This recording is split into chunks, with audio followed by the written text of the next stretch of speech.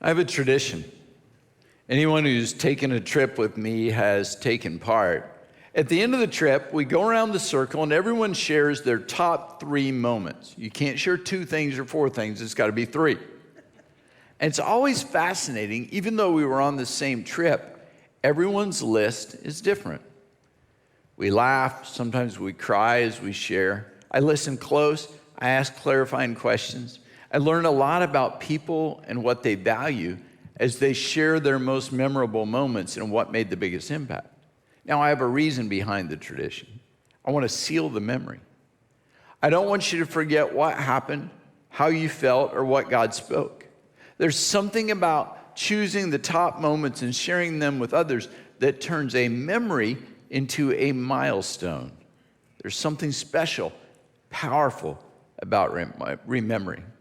My office is filled with things that by themselves aren't very special. But the memories they represent are very, very special. This putter was given to me by my good friend, Jim Rogers, before he passed with Parkinson's. And when I pick up this putter, I remember all the times Jim and I played together, and I remember all the putts that he made. One time, Jim and I were playing in a tournament near Tampa, and we were matched against our previous pastor, Pastor Garrison, and his friend David. Match was tied. 16th hole was a long par 4 with water on the right. And as to be expected, I hit my approach shot in the middle of the lake. And Jim hit his on the right edge of the fairway, and then it just trickled down into the water, and the ball was partially underwater. We got to the ball. I said, Jim, we're going to have to take a drop and a penalty stroke. He said, we're not going to do that. He said, if we do that, we're going to lose the hole. If we lose the hole, we're going to lose the match. We're going to play it. Now, we were in Florida, and there were alligators in the water. And I said, Jim, I'm not going in that water. I don't care if we lose the match. I don't want to lose a leg. So we stood there and argued back and forth. Finally, Jim, just mad at me, took off his shoes and socks, rolled up his pants, got in the water. Well, I bravely watched for alligators. Jim hit the shot, water splashed all over him, and the ball stopped maybe a foot from the hole. He didn't say a word. He just looked at me and walked off. Picked up this putter, made the putt, and we won the match. I had the honor of playing Jim's last round of golf with him. He was already moving slow with Parkinson's, and one afternoon, I went out to hit balls at Stone Links, and Jim was on the driving range, and he said, my doctor says I should do this every once in a while. So we just hit balls together for a while, and I don't know which one of us came up with the idea, but we decided we'd play one last match. Just he and I on the golf course. He said, this will probably be my last time on the course. Let's see what you got. And that day, I beat Jim for the one and only time in my life. And you better believe I trash talked and celebrated. That's right, I celebrated beating an almost 70-year-old man with Parkinson's. And I only beat him by 1 stroke. This putter is special to me. Not because I don't know if it has any value, but because of all the memories associated with that putter and the friendship it represents. This vial of sand sits on another shelf in my office. It's sand from the beach in Destin, Florida. There's nothing special or unique about the sand. It's the story, it's the moment it triggers that makes it special. At our very first deepening, our camp for students, we ended up in small groups for prayer on the beach. And we filled this vial with sand so it would always remind us of the theme verse for that week. And every time I look at this vial of sand, Psalm 139, 17 and 18 comes to mind. How precious are your thoughts about me, O God. How vast is the sum of them. Were I to count them, they would outnumber the grains of sand. I don't know how many grains of sand are in this bottle, but God thinks about me more than this. And that sand triggers a memory in a verse that's life-giving and encouraging. These basketball tickets sit on another shelf in my office. Dallas Mavericks versus the Los Angeles Clippers, March 7th, 2016. They're just pieces of cardboard, but the memory they stir is special. Pastor Tyler and I had a lifelong dream come true. We were guests of a friend of mine for just the ultimate moment if you're a Dallas Mavericks fan or if you love basketball. We sat front row on the floor with our feet on center court for a game between the Mavericks and the Los Angeles Clippers. We were beyond excited.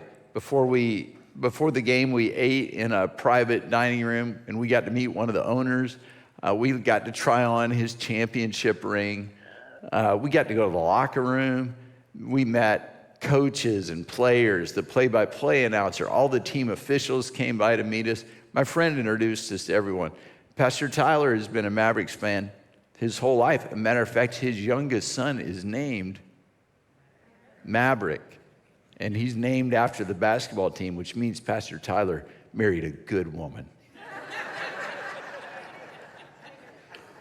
And for the first half of that game, the score was close. And then one of the best players in the NBA, Chris Paul of the Clippers, took over the game. The Mavericks didn't have anyone who could stop him. Watching, you could see his confidence growing with each made shot. By the end of the third quarter, Chris Paul had a swagger about him. He knew he couldn't be stopped. He knew he was going to win. You could see it in the way he walked. You could see it in the way he talked. You could see it in the way he dribbled. Now, the whole game, Pastor Tyler trash-talked Chris Paul. He's always saying stuff, we're going to beat you, all this stuff, on and on. It didn't seem to have much of an effect on Chris Paul. He just kept scoring. Our favorite moment, even though we're Mavs fans, was when Chris Paul made a long three-pointer, and after he made the three-pointer, he turned around and he ran right at us, and he looked at Pastor Tyler and just one word, bam. That's right, Pastor Tyler got trash-talked by Chris Paul, and he had nothing to say after that. This rock sits on yet another shelf in my office. It's an ordinary rock until you know the story behind it. The late 1930s, an Assembly of God missionary from Arkansas by the name of J.W. Tucker felt God calling him to the Congo. Fast forward 20 plus years, August 1964, J.W. Tucker and his family were leaving to return to the Congo for their fifth four-year term after spending a year in the States raising financial support. Several men from our church met J.W. at the airport and prayed with him and begged him not to go back to the Congo because it was so dangerous. Less than a week after returning, their village was overrun by rebels and captured. The Tuckers were cut off from communication with the outside world. No word reached the United States until an escapee brought word that as of October 7th, our missionaries were alive and well, but under house arrest. J.W. Tucker was among a group of Europeans and Americans who were being held in the Catholic mission, apparently to be used as political bargaining chips. When paratroopers landed in the Congo to stop the rebels, they began to retaliate with killings and beatings and torture. And J.W. Tucker was killed by the rebels on Thanksgiving Day, November 24th, 1964. One day before paratroopers reached Paulus to rescue him. J.W. Tucker was beaten to death. Survivors reported that his beating took 45 minutes, one stroke at a time, with each stroke coming after his groaning from the previous stroke ended. It was a brutal and vicious death. That's the story of J.W. Tucker, a man who gave his life for the gospel. A man so consumed with love for the people of Congo that he returned in spite of the danger. J.W. Tucker was the first and is still the only Assembly of God foreign missionary killed for the sake of the gospel. So where does the rock come in? A few years ago, I went to that place where J.W. Tucker was held and killed. And as I stood there, I imagine what it must have been like that day as J.W. gave his life for the gospel. And I knelt down on the spot where he's beaten to death. And tears pouring down my face, I prayed, Lord, give me that kind of commitment, that kind of willingness to sacrifice. Forgive me for being soft and selfish. I never wanted to forget that moment. And so after my prayer, I leaned down the place he was beaten, and I picked up a rock. And this rock reminds me of the sacrifices that some people are willing to make for the cause of Christ. From time to time, I think I'm sacrificing. I give what is for me a particularly big offering, or I miss a family moment because of a crisis. And when I think I'm sacrificing, I look at this rock and I realize my so-called sacrifice pales in comparison to what some have sacrificed for the cause of Christ. Outside those doors is a wall dedicated to our church history. It's filled with pictures from our past. That wall is a spiritual marker. It's a reminder of the faithfulness of God through the generations of believers at First NLR. That wall is a reminder of what God has done and what God will continue to do through this church family. Remembering God's blessings reminds me of my responsibility to help create the kind of place where the hurting find healing, where the lonely find a family, where the overwhelmed find peace, where the addict find deliverance, where the person without a future discovers a purpose in Jesus, where the lost find a Savior, where the forgotten are welcomed by a healthy and loving church family. All those things stir memories and stories that remind me of God's faithfulness. I don't ever want to forget His love or the moments we've shared together. I never want to forget God's blessings, and I never want to stop sharing them with others. For you, it might not be like me. It might not be an object. It might be something else that reminds you of God's protection and God's power. A few years back on 4th of July, Elliot and I were right here in our living room floor, and we were sitting at the coffee table just kind of playing with toys, and there were fireworks going off outside, and it was time for me to put Elliot to bed. And so we walked to his bedroom, and I tucked him in, we prayed, and as soon as I said amen and got up off the floor, I heard this loud bang. I mean, it was really loud. Like, I didn't know what had happened. At first, I thought maybe a firework had gone off like close to our back deck, or it was so loud that I thought maybe one fell through the chimney and just exploded. Chelsea was already in bed at the time, and she got up, and we were looking around trying to figure out what had happened. We looked and looked and looked, and we thought, well, maybe something fell off the wall. Nothing. We couldn't find anything wrong. Well, the next day, Elliot, while he was in the kitchen and Chelsea was making breakfast, Elliot found a bullet hole on the bottom level of our floor, of the wall, and he said, Mommy, what's that? And Chelsea realized what it was, and she kind of did a little detective work, and she stuck a rod in just to see where the hole was pointing, and sure enough, a bullet had traveled in through our walls into our home, and it hit our coffee table in the exact place where Elliot and I were playing. And the loud bang we heard was the bullet crashing into the coffee table. It busted into multiple pieces, and we found one piece of the bullet underneath the couch, and we found the other piece in the ceiling of our roof. That night, we learned a valuable lesson, one that I think we knew, but it was just reiterated to us. God's protection is so important. And we understood how God was protecting us that night because Elliot and I were sitting in that exact place right where the bullet hit. To this day, the shard of the bullet that is in our ceiling, we left it there so that we could always have the story, the reminder of how God protected us that night. Joshua chapter 3 tells the story of Joshua and the people of Israel crossing the Jordan River and into the promised land. God parted the waters so they could safely pass. So in case you missed last weekend, let me just real quickly catch you up. After being delivered from captivity and slavery in Egypt, the Israelites started toward the land God promised, the promised land. But because they're whining, they're complaining, they're griping, their disobedience, the Israelites wandered in the desert for 40 years. There's a lesson in that. Whining, complaining, disobedience will keep you from God's promise. That's a message for another day, and we will get to that. When Moses, their leader, died, God raised up Joshua. It was an incredibly intimidating assignment to follow the guy who had led Israel in so many miraculous moments. But God made a promise to Joshua. You don't have to fear. As I was with Moses, I will be with you. The people rallied around Joshua. Under his leadership, they quickly moved towards the promised land, but they had one final obstacle in their way, the Jordan River.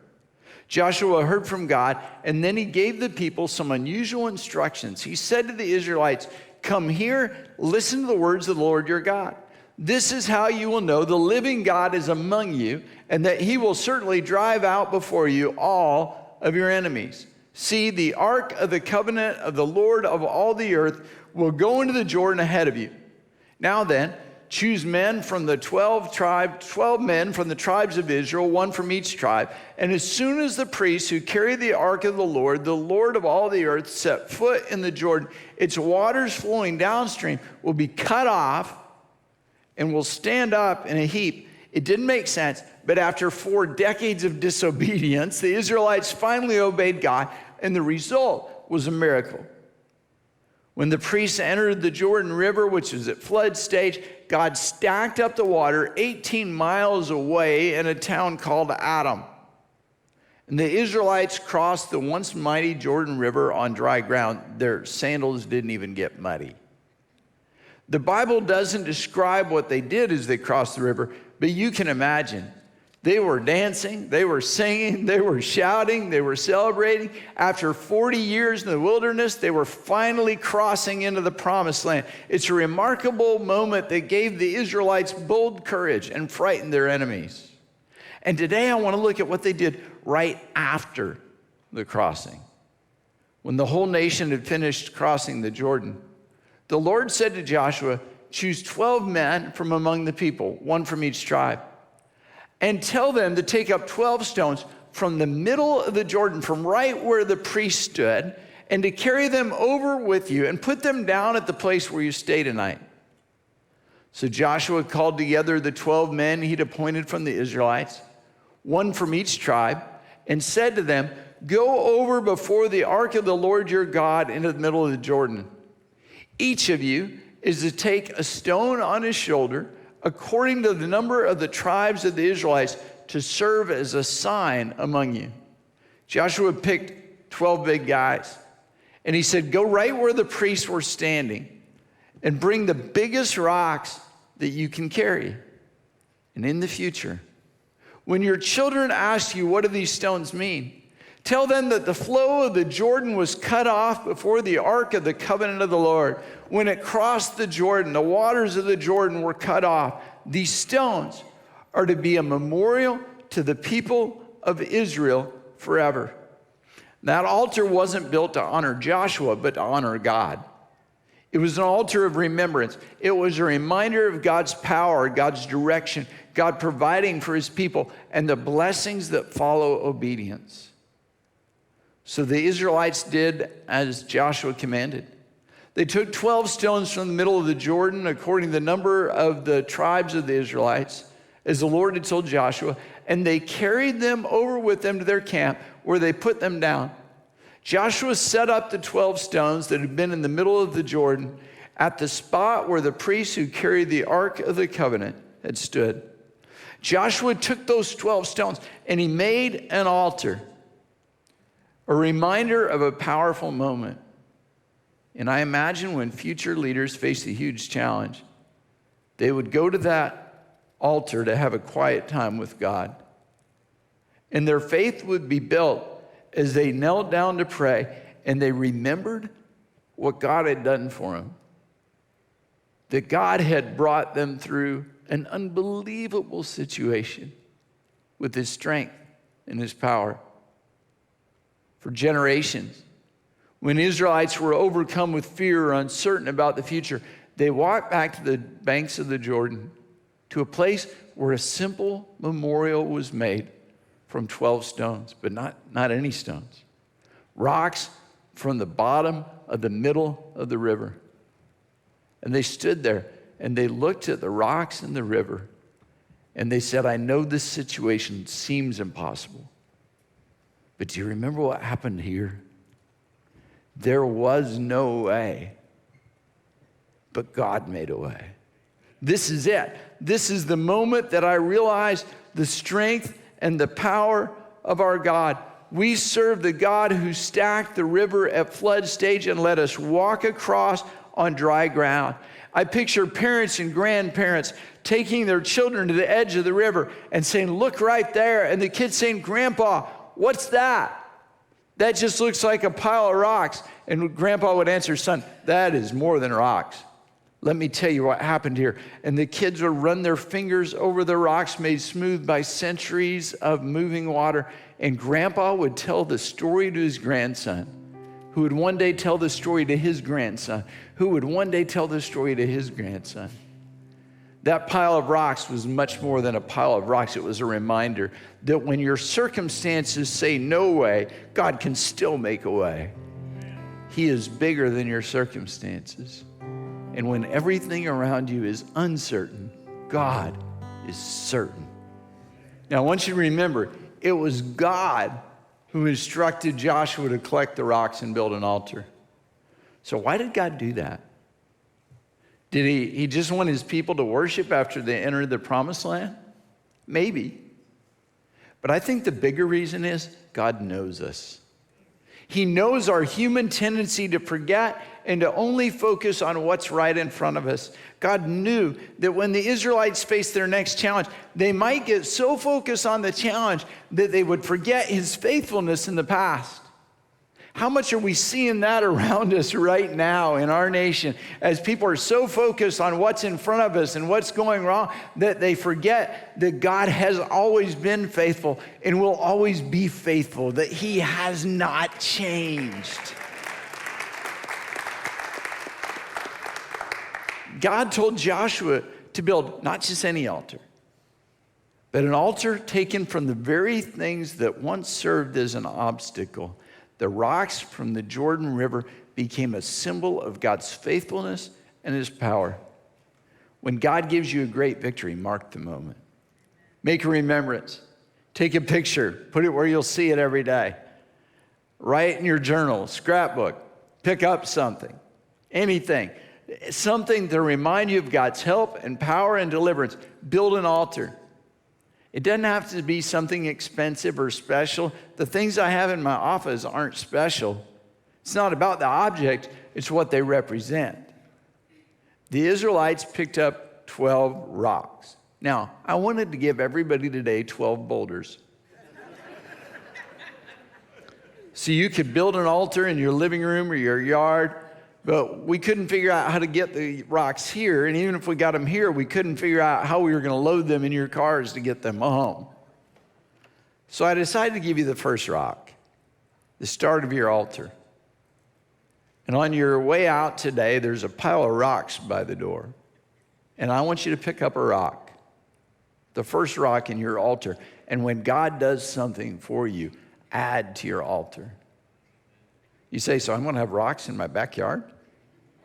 I don't know. You might put them in your kitchen. You might put them in your, like me, in your office. And then when someone comes and says, what's with the pile of rocks? You say, oh, no. That's not just a pile of rocks. That reminds me of the place where Jesus set me free. That reminds me of the moment when God set me free of addiction. That reminds me, let me tell you the story of when God healed my body. Let me tell you the story of when he saved my son. See, to you, that's just a rock. To me, that's an altar. That's a memory. And every time God does something, add to your altar. Now, you say, do I have to stop at 12? No, use as many rocks as you want as a testimony to the power of God. Then, when you're facing uncertainty, when fear of the unknown begins to grip your heart, go back to that spot. I walk around my office.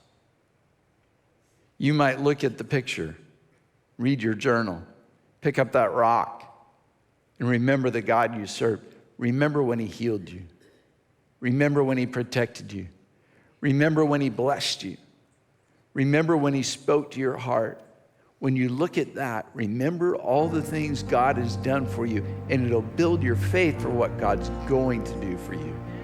Remember. Never forget God's faithfulness, his love, his forgiveness, his mercy, his grace. When you remember all God has done for you, it's just natural to thank him in worship. When we remember everything he's done for you, you're able to take your eyes off all the junk and all the crud around you. You're able to tune out all the mess, and instead just focus on the faithfulness of God and his mercy and his kindness and his goodness to you. You remember when he's performed a miracle for you, and that gives you confidence and faith to pray for others to receive that same kind of miracle. You remember when he supernaturally provided for you, and so somebody in great need, you have confidence to pray with them. You remember when he set you free from addictions, and so you can pray with others who are trapped in addiction.